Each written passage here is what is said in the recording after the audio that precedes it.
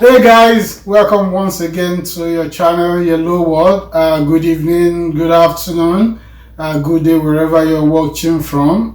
Thank you for joining us today. We'll continue our series on discussion about Canada, relocating to Canada, settling in Canada, and things like that. Today's another exciting day. I have a special guest with me. He's a brother. He's a friend. We call him Alaji. We call him Mr. Money, right? you are Mr. Money. You are the money man. Okay, so I want our guest to introduce himself like we always do. So I will turn to you. Okay, my name is Olalekan Kehinde. I'm a trained architect from Nigeria. Of course, I'm a newcomer in Winnipeg. Before landing in Winnipeg, I had my own firm back in Lagos, and I had my own team, and we worked on construction projects as architects and project managers. And we had opportunities to work in places like Tanzania and Cameroun. We did quite a lot in the areas of residential project, commercial, industrial project. And I also lecture as a teacher in the areas of architecture with Ogun State Institute of Technology. I did that for about 6 years before moving to Canada. Wow, that's quite interesting. So you've been to many countries, work in many countries before. Yes, sometimes when you work with contractors who try to do business in other climes, and they know what you can deliver, they try to bring you into their team, and they take you into those places where they have projects. Oh. So that gave me the opportunity to travel around. That's good. So you've been in Canada for close to 2 years, right? Yes. It's been amazing. Okay, so that's good. That was my next question. How has it been so far? I always tell people that moving to Canada is as good as the kind of support system that you have. So for me, I've been very, very fortunate. We were nominated by my cousin, so Adiola and Doreen, and they've been very, very wonderful. So they already have this unstructured support system. They have friends, they have colleagues, and they were able to help us navigate the kind of challenges that newcomers will always face. Now, such as, where do you buy certain things? What do you do before you buy? How do you compare prices? Which area do you live and stuff like that. So it was seamless. Landing, it just felt like we never left Lagos. So they made it look like that, and it's been amazing ever since. And of course, how it is with the government support system. They have all these funded programs by some agencies, and they help you with adapting to the culture, finding job in your field and stuff like that. So they've made all of that quite easy for us. Wow. That's quite impressive. Yeah. So, we'll soon be going to your area of expertise. But before then, let me ask, for people who are looking at, coming to Canada, can you share, you said you were nominated by your cousin, and can you share some tips for those who are applying or those who are back home, still going through the process of making the application? Okay, I'm not a consultant, so I'm just going to narrate some of the things I went through, and maybe people could learn from that. I would say that if you want to apply or you're already in the program, what you should do is to have a checklist of things to do. After you have a checklist, you should also ensure that you don't leave any stone unturned when it comes to filling out your application. You have to dot all the I's and cross all the T's, and you do not wait until when you're ready to submit to start putting all your documents together, especially when you have to do background checks with the police. You have to do your medicals. You also need to put some kind of traces on your expiry dates of passport, test of English and stuff like that. Ensure that, by the time you're submitting, any of those documents don't expire. They don't expire. Right. So it's always important that you do all of those. And one other crucial thing is that be in touch with the person that is nominating you. They have the experience and they can guide you, and they can say, this is the best way to go. This is how to answer this, and this is what, just in case, they carry out interviews and stuff like that, they need to know what information you're putting in your file. So it's important to carry them along too. So that's... Thank you for that, golden tip. I want to ask as well, can you share a little bit of your success stories since you came in? I don't know. I think people's story vary from one family to the other. But I think from some of the stories I've heard, I think we've been very, very fortunate. We've not really had extremely difficult moments, and I say that it's as a result of two things. One, I'll say we've been very, very, God has been merciful, and the other is because we have a very good support system, the structured one and the unstructured one. Structured by way of government support, and the unstructured one by way of friends and family. So if you're going to move here, it's always important to have friends and family. From landing, people will pick you at the airport. We stayed with my cousin for 2 weeks, and in that 2 weeks it was more like an orientation period. We knew how much certain things was being sold at Costco compared to Superstore. My cousin made sure of all of those things. And right now, we've been here, and we're going to be 2 years here in August. So my unstructured support system had grown. I have friends who are very handy. If I need a carpenter now, I don't pay for carpenter. If I need an electrician or a plumber, I have people who can do all of those things. So those are the kind of support system that I'm talking about, that if you're moving into such an environment, you need to put in place, you need to look out for, and you also have to become part of that support system. Because if any of those people need assistance, you need to be able to volunteer and say, guys, you know what, I'll be there to support you. Right. Wow, that's wonderful. Okay, let's go to the professional field. I know probably the architects and the professional field. That's one of for professionals is always very, very, very, very challenging. Okay. It's very, very challenging. I always say that there is this syndrome. I call it the begin again syndrome that people have to go through if you're a professional background. Right. Back in Nigeria, I'm a member of Nigerian Institute of Architects, meaning I'm chartered. I'm a member of Architectural Registration Council of Nigeria, my seal, I have my practice. But coming down here, I have to begin again. So I call it begin again syndrome. So if any of my friends calls me and say, you know what, I want to come down, I'll say, you know what, the first challenge you are going to face is the begin again syndrome. And that process takes time. First, you have to go through the period of credential evaluation. So it doesn't matter where you've gone to school.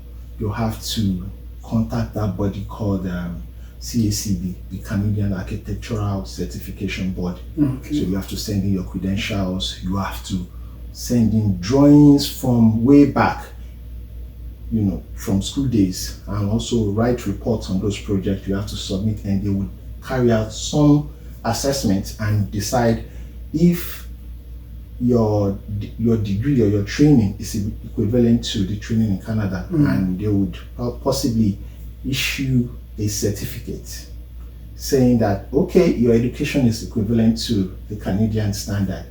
So once you get that, that's the beginning of the journey. And the next thing you do is you would, depending on the province, if you're in Manitoba, you would have to get in touch with Manitoba Association of Architects. and apply to become an intern. Okay. So they would take your credentials, they would take the certificate, they will carry out their own assessment, and they will write you and say you've been admitted as an intern. Now, as an intern, you are expected to have close to about 4,000 hours of experience working in an architectural practice, in different aspects of architecture. And you can, at that point, also apply to join the member of Royal Architectural Institute of Canada. So that allows you to say, well, I'm a member of this body. If you need assistance, they're ready to support you. They're ready to help you in case you're looking for work and say, try this firm, who's looking for an intern and stuff like that. So it becomes easier from that point. But the challenging aspect is that it takes you about, say, 3 to 4 years. The entire process takes about 3 to 4 years before you get your practice license to say, you know what, today you have a practice license, you could start off your own firm, you could go in whatever direction you want to go. So I always tell, I've met a number of architects who would come in and say, you know what, we got our landing papers, we're coming in, and I will say, you know what, you have to decide. Architecture here is different from architecture in Nigeria. Is divided. You can either work as an interior designer here, or you work in the mainstream of architecture designing buildings, or you go to project management, managing construction projects. So all of those areas are, you have them as options. So and I've met a number of Nigerians who are construction project managers here, and they didn't bother to go through the CACB because it's not required.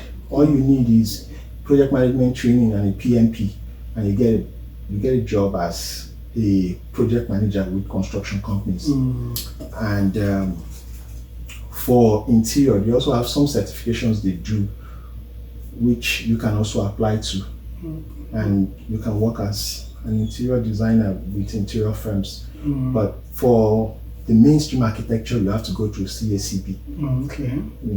And wow, those are good information. But one thing that will take you on is, I know it's not my field.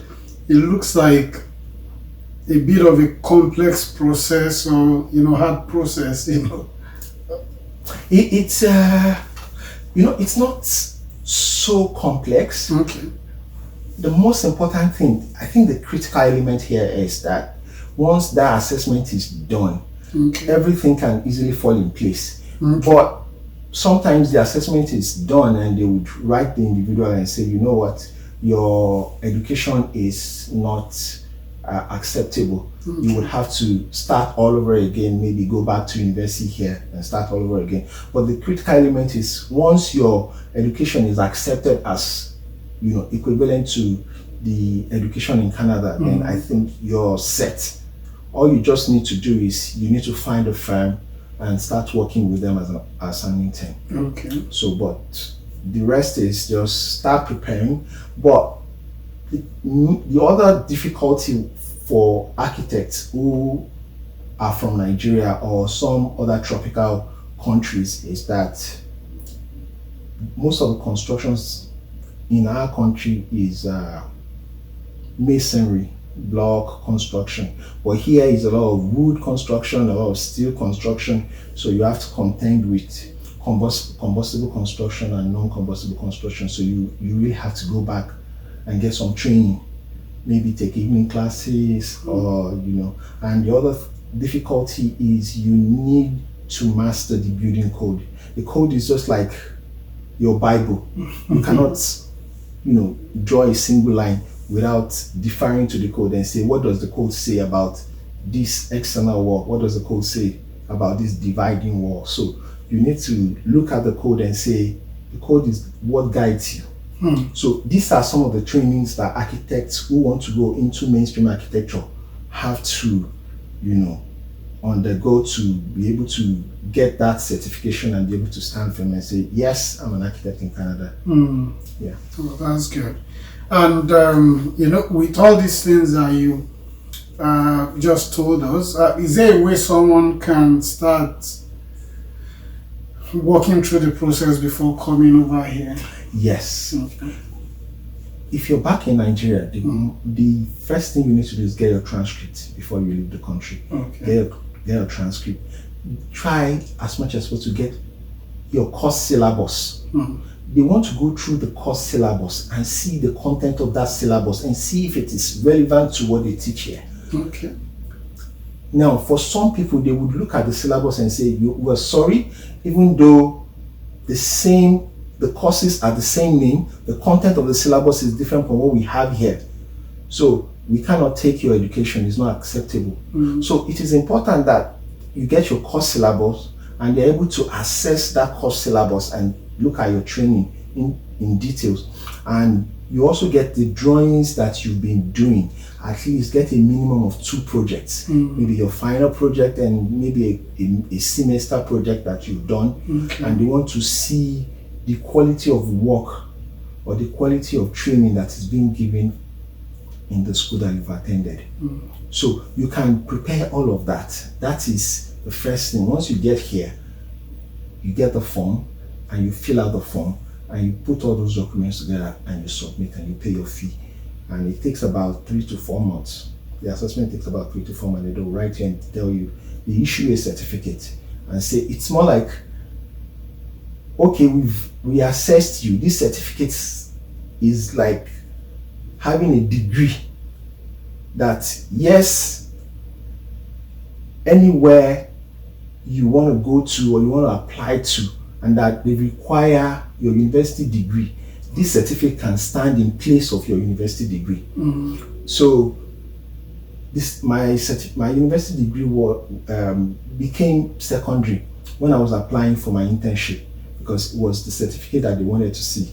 So it was after they've looked at that and said, okay, yes, congratulations, but we would like to have your university certificate just for something for our files, and just, so that is to replace your degree and say that you can start using this in place of your degree wherever you go or wherever you want to practice. Okay, that's good. Before we go on a short break, I'll take you on a little bit of a personal question. I know when you came, you were fortunate to get into your field right away and got a professional.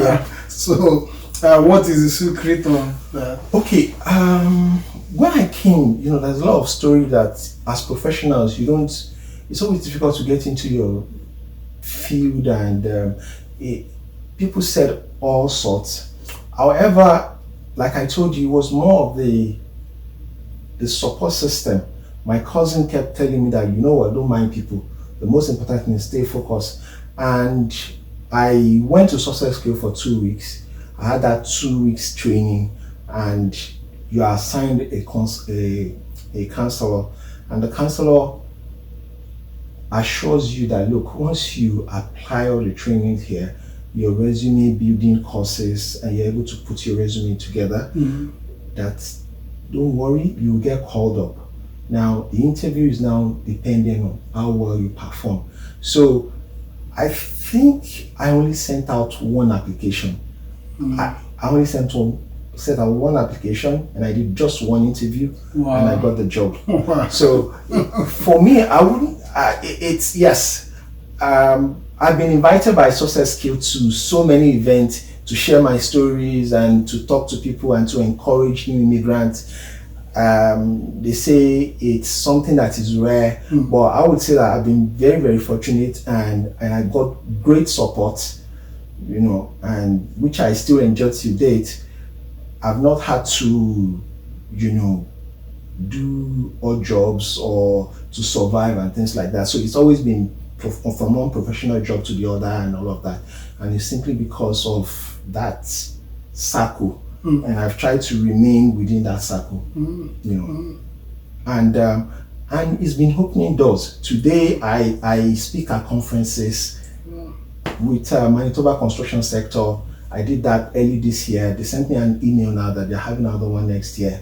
So they would like my contributions and things that I would like to have as part of the conference for discussion. And they invite me to trainings and stuff like that. So it's been a wonderful journey. It's just like as a family, we just hit the ground running. And we're very, very thankful to God and to all the people we've met and to you, Mr. Money, you know. But you know how it is that you're my go-to person. I hear you.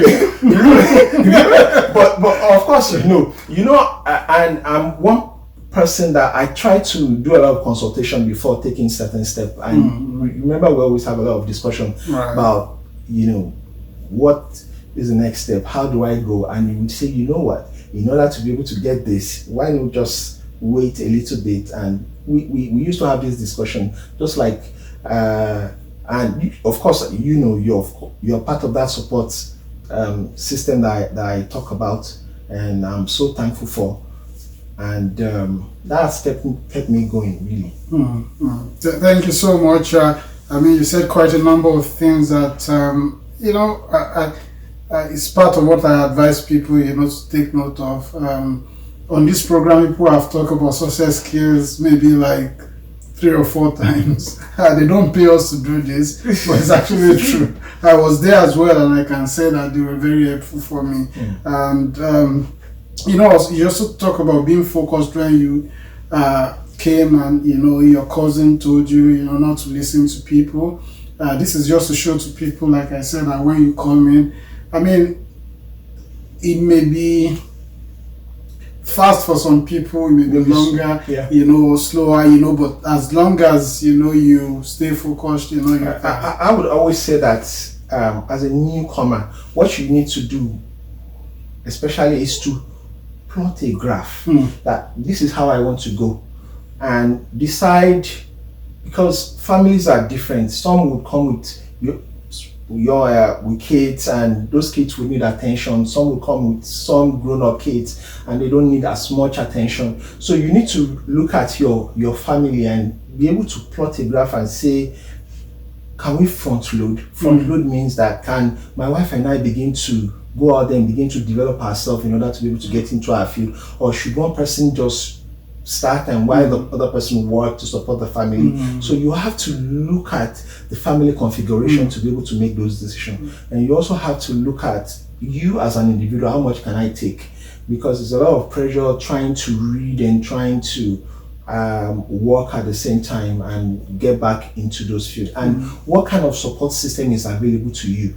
For some of us, we can say that, I'm bringing my kids over to you guys. I need this weekend to read and all of that. So you need to look at all of that and now do and plot your graph and put the milestones in those stages and say, check, I've been able to achieve this milestone, and try to celebrate those little victories and say, you know what, let's drink wine today. We've been able to nail this in, and we're moving to the next person. My wife is a dentist. She's done her credential assessment. She's still the first stage, and all of that. And what we are basically doing is front loading. The 2 of us are putting everything in, and we've been able to plot that graph and say that, okay, in the next 1 or 2 years, we are done and we are professionals in Canada. And that's our focus. And it's simply because we can leverage on people like you, people like my cousin, and a whole lot of people we have around that, and also the support system that the government provides. Wow, that is good. What I would say is that, your own passion, being focused, being ready to make a lot of sacrifice is, also a huge factor. Even if you don't say that, there are people that have support system around them, but they are not ready to keen to it. Like I said, sacrifice to say, you were talking about front loading, being able to put everything, support yourself, to get to where you want to get to. Sometimes people come in and they just want to, start enjoying the beauty, without, you can enjoy it, but without, being ready to put in those sacrifice. So even when you said we speak, sometimes I pick some of those things from you and say, hey, maybe I need to run more. The thing is, the thing is, like, I don't know if you get that feeling. Like for me, I always sit back sometimes and I say, being good is not enough as a visible minority. Right. You've got to be better. I'll take my office as an example.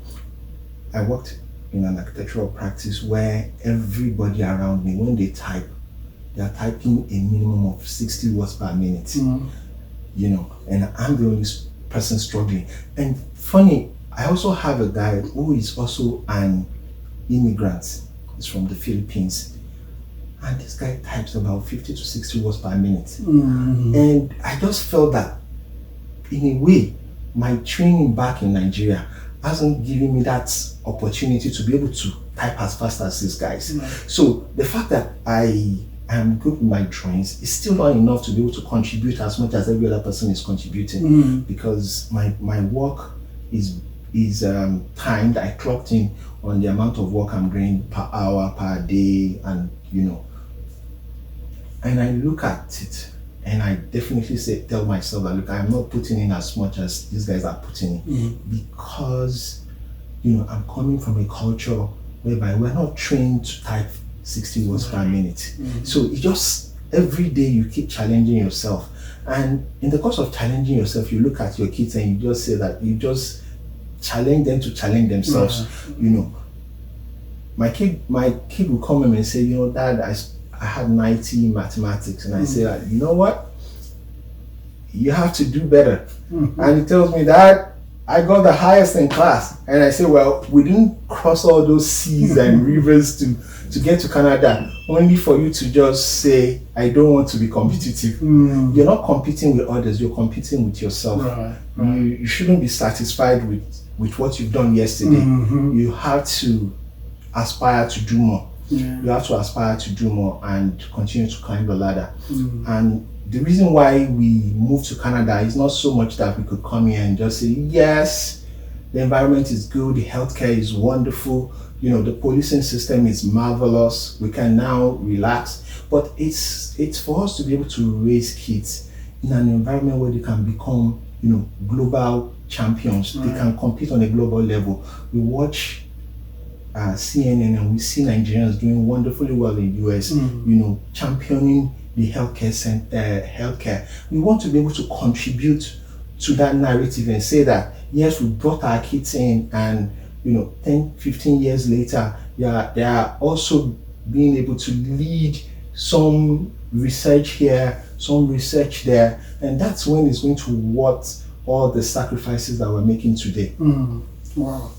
Thank you so much. I'm really enjoying this. We'll have to take a short break and we'll be right back. Just stay with us. Thank you.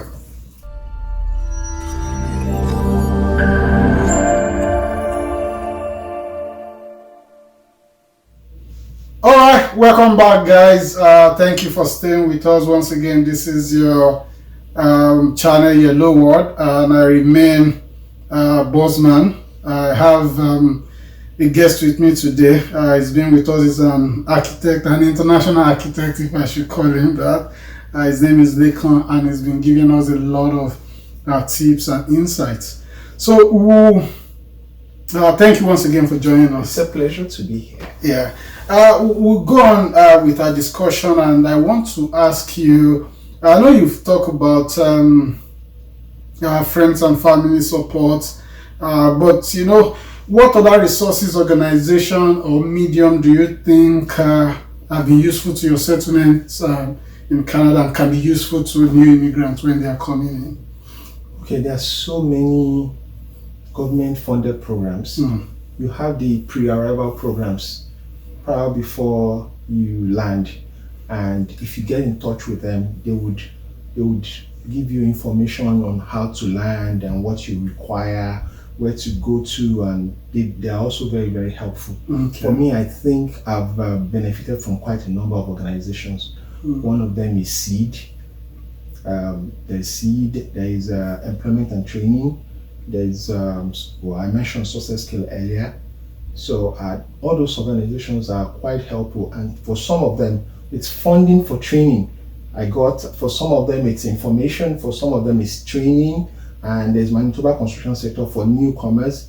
They also have trainings for trade people in trade, who are carpenters, plumbers, engineers. They help you get back into your field. They train you, they give you information and all of that. They also could also help you speak to people who are already in that profession for recruitment purposes and all of that. So I am in touch with all of those things. I try to get information from them and see whoever is going to offer training, whoever is funding for something or the other. And of course, you know, as newcomers and you're trying to get into training, you also have the Manitoba Student Aid to help you.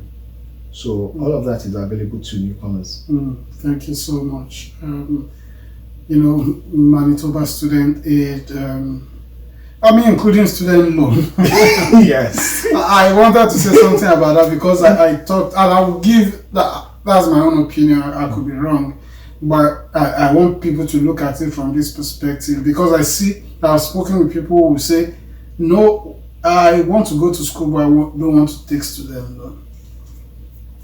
But I've seen people who apply for maybe student loan of $4,000 for their school, and they got $4,000 or $5,000 additional aid free. It's like going to school for free. Yes. So why are you not taking it? So why not take it? You know, so, yeah, even if it's because I have a friend who got the aid, he didn't touch it. Immediately he finished the school, he paid back the loan. Yes. So it's like going to school for free. And also, you know, I don't know, I have not confirmed, but someone who got student loan said if you perform exceptionally well, you get certain percentage of your loan written off. Wow. You see.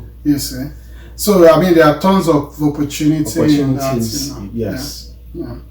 Okay. And of course, depending on the school you go to, you know, I am attending University of Winnipeg, and you also get student bursary. Oh yeah. You know, yeah. And that's free. That's right. You know, and I can attest to that. My wife, I mean, did nursing in University of Manitoba, and sometimes she apply for some that we're not even expecting, and it comes, you know, sometimes at the right time. So, you know, that's good. That's good. Okay. What will you consider some of the biggest challenges to newcomers or to settling down in Canada? There are quite a number of them. Okay, people talk about winter depression. I'm hearing that for the first time. No, but since people talk about winter depression, that during winter they become depressed.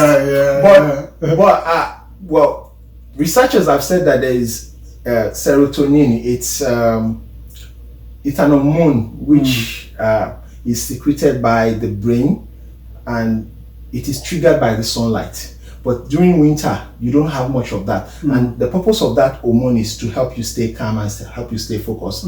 So it's not available during winter period. So people are very slow, and also that during winter you are locked in. So there's some sort of mental health issues associated with not relating with people as much as you do during summer. So for me, I struggle a lot getting out of bed. You know, we meet those times that we talk about it and say, wow, you know, it's extremely cold and it's -40 and I still have to go to work. So it's one of those things that you would have to struggle with.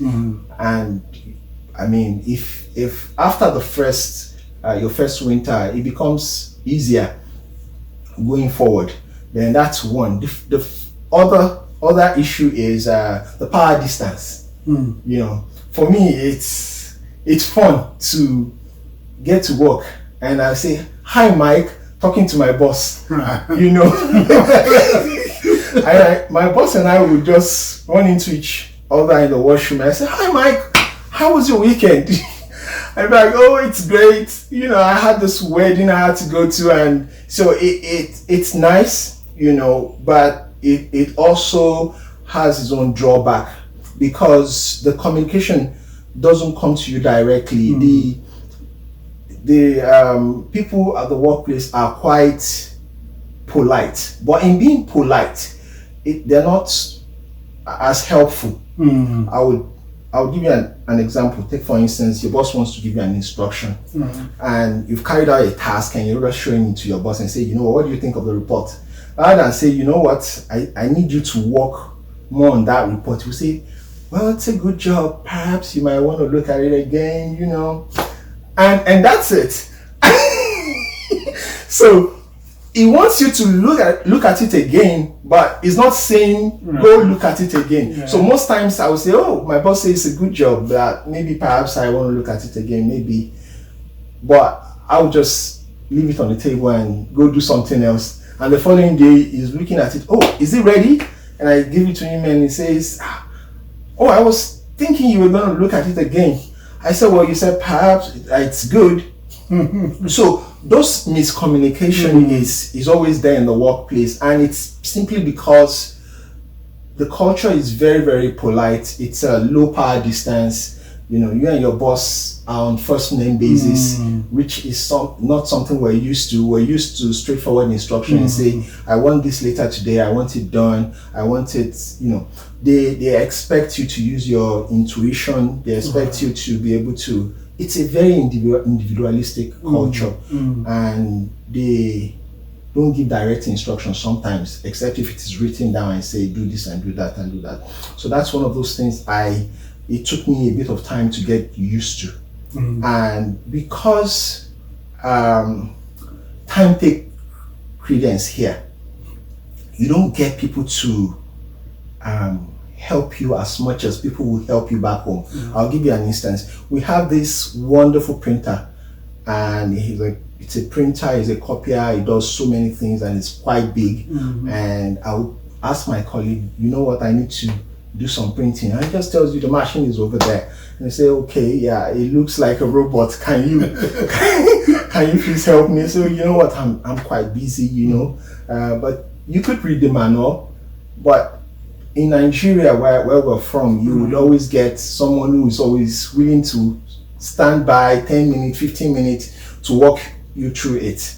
But because time takes credence and people just are focused on what they're doing, they just give you directions and they expect you to go ahead and sort it yourself. You know, it's a DIY thing. You know. Yeah. So. Yeah. No, I totally agree with that. And I always say that one of the challenges there is that until you are sacked, you may think you are doing well. Exactly. You know, if you don't ask for feedback, they don't give it. You know, if you don't ask for feedback, you don't know how well you're doing. You know, the boss comes in the morning and he says, hi, Lekon. Oh, he said, hi, Mark.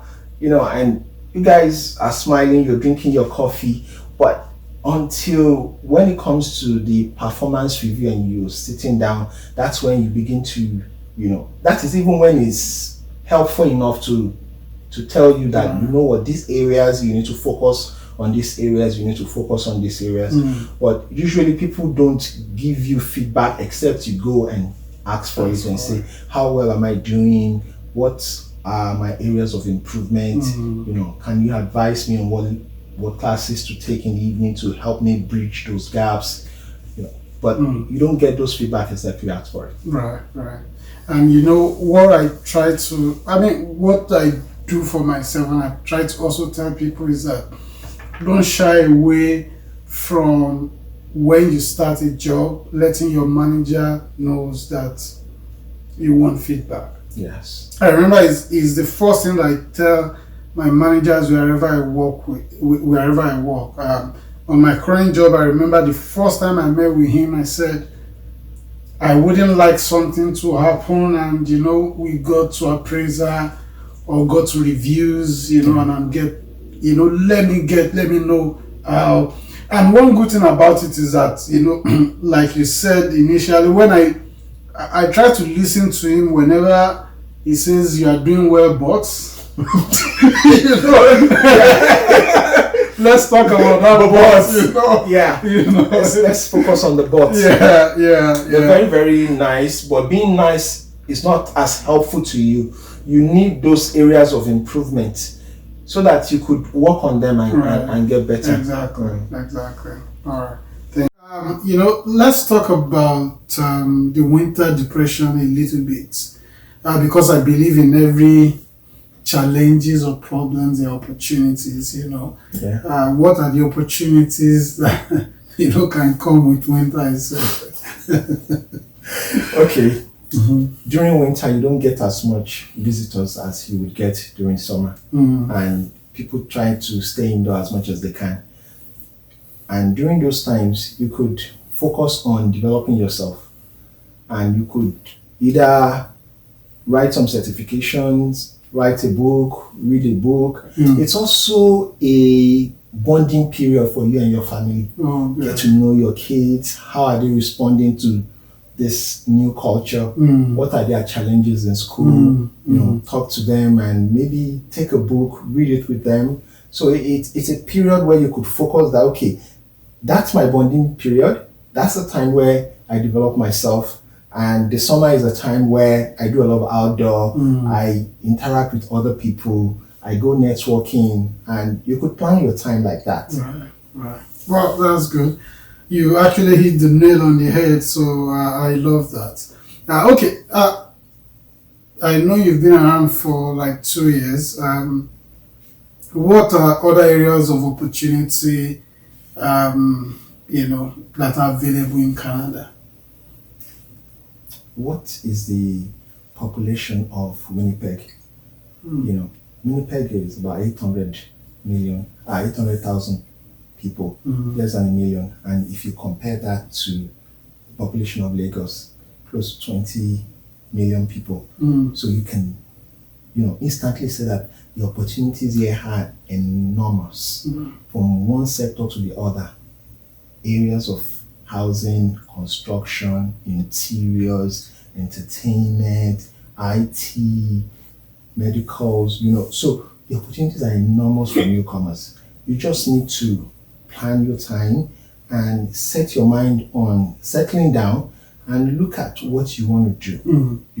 And different communities are growing. You have the Nigerian community, you have the Indian communities, and see how you can do intercultural trade and see what would these people be willing to buy. Right. What can I, sell to this group of people? So it's opportunities are just limitless. Right. That's good. Interesting. And I totally agree with that. One thing that Canada or Winnipeg we give you, like I tell people, is that if there are things that you've been struggling to do, it might be a time to start thinking of exploring. And the government policy is very supportive of new ventures for entrepreneurs who are willing to start new businesses. There are so many opportunities from the government, and you get tax holidays for a certain period. There are grants, loans. It's you can't say this is the end to it. Right. You just have to decide and say, I want to take the plunge. I want to do this business. Right. And you also offer training, support. It's just limitless. It's limitless. I would love to start a business very soon. Oh, that's good. That's good. Okay. All right. So let me ask you this question: any regret about coming to Canada? Of course, you know what my answer would be now. It's that for us there are no regrets, but it's not as if it's been all good. It's been challenging, but of course you could see the light at the end of the tunnel. That yes, all these hurdles that we have to cross, there's a light at the end of the tunnel. If we're able to succeed and achieve and make all these milestones, the reward is going to be fantastic at the end of the day, not just for you, for your entire family. So my kids are doing very, very well in school. They're very, very happy. They love it here. The healthcare system is great. I'll share a story with you. While I was in Success Skill, there was a colleague of mine, and they asked the question that what are our goals for coming to Canada? And the guy stood by and he said, I've achieved 50% of the reason why I came to Canada. And we were all shocked. That guy, he just landed 2 weeks ago. Yeah. How can you say you've achieved? He said he used to live in Abuja. And it was a time when there was a lot of bombing, insecurity, kidnapping, Boko Haram here and there. And he was afraid for his children. And ever since they landed, the kids are at peace.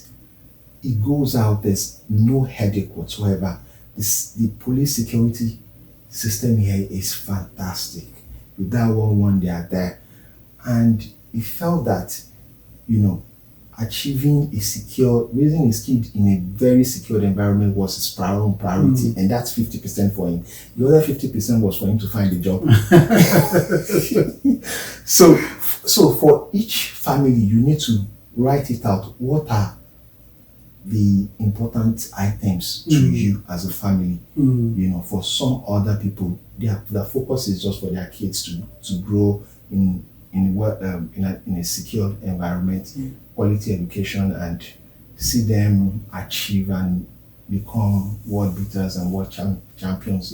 For others, they want it to start with themselves. They want to, lay that foundation and become that role model for their children and for that Nigerian community.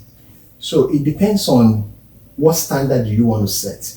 What are your priorities, and So for us, it's been amazing. It's been wonderful. So right across myself, my wife, my kids, everything has been good. Wow, that's good.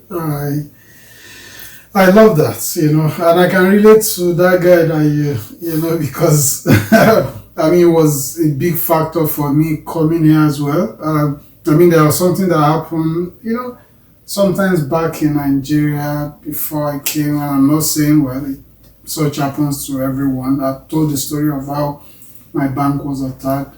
But afterwards, there was a day that, where I lived anyway, I know robbers were already writing to us that one day they will... They're going to invade. Yeah, one day they came around and they were shooting. It was so bad in the middle of the night, and I remember I carried my, wife, laid on the floor, my daughter, my 2 daughters, they were just sleeping, and I was like, if they come in, how can I protect these people? It wasn't even about me, it was more like, how can I protect them? What can I do?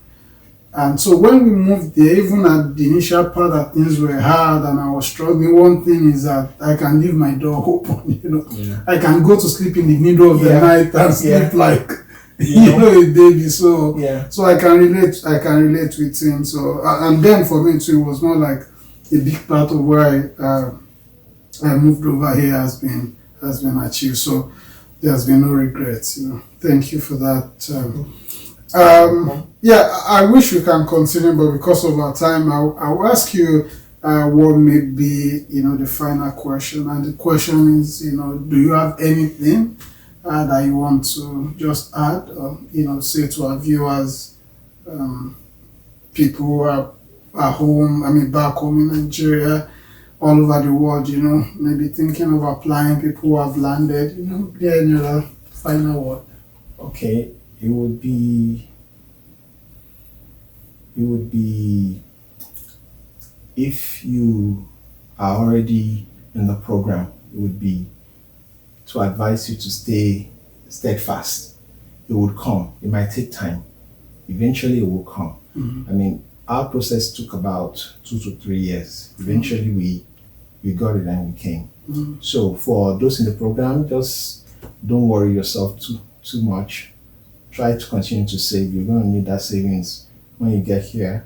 And for those Nigerians that are here, it becomes a duty and a responsibility that we must continue to represent Nigeria and represent that Nigerian community and continue to be able to build that strong bond amongst ourselves and continue to put some positive stamp on that name Nigeria in the Committee of Nations. I'm in a class of people from 17 different countries, and we all look at ourselves from certain lenses, and in a way, it just seems like we're competing. And it's always very important that, irrespective of your ethnicity or your background, once we're here, we're one Nigeria. We must stay together. You must go out there and network with other Nigerians and see how you can support them to get ahead. Thank you so much. Oh wow, we have to stop at this point. It's been an exciting time. Thank you. Very wonderful conversation with our guests. Once again, thank you for coming. Thank you. It's been a pleasure. I hope if we need to bring you back. It's always a pleasure. I'm just right the corner. All right. Thank you so much for watching once again. Thanks for staying with us. You can always contact or reach out to us if you have any question. Leave your comments, leave your questions, leave your feedback. It's been a wonderful time. Like I've said in my other series, this time might have been a difficult time for a lot of people, but we'll get through it and we'll get better for it. Thank you so much. Thank you. Have a good time. Bye. Bye.